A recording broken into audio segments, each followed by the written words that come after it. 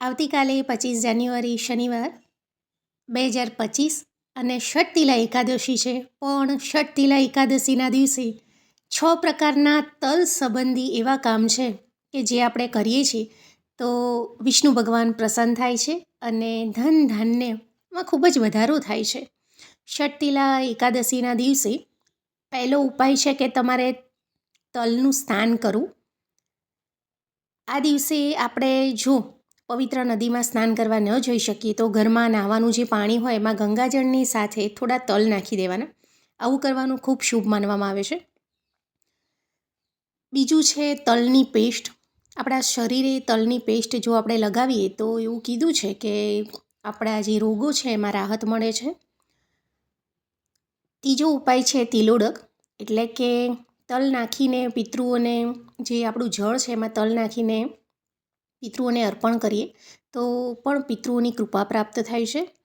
ચોથો ઉપાય છે તલનો હવન, એટલે કે આવતીકાલે ષટતિલા એકાદશીના દિવસે ભગવાન વિષ્ણુની પૂજા સાથે હવન કરવાનું ખૂબ જ શુભ માનવામાં આવે છે. અને આ સાથે ખાસ તમે નોટ લેજો કે હવનમાં તલ અવશ્ય ચડાવવાના.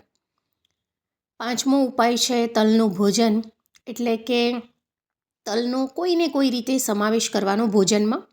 અને છઠ્ઠો ઉપાય તલનું દાન કરવાનું છે. ષટતિલા એકાદશીના દિવસે સ્નાન અને દાનનું વિશેષ મહત્ત્વ છે.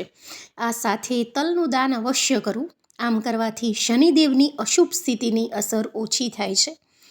તો આ છે 6 પ્રકારના ઉપાય કે જે કરશો તો વિષ્ણુ ભગવાન ખૂબ જ પ્રસન્ન રહેશે અને આપના જીવનમાં આનંદ અને ઉલ્લાસ રહેશે.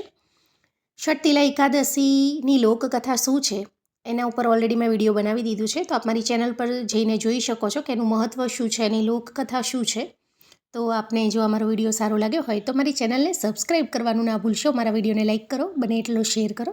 જય શ્રી ગણેશ. ઓમ નમો ભગવતે વાસુદેવાય.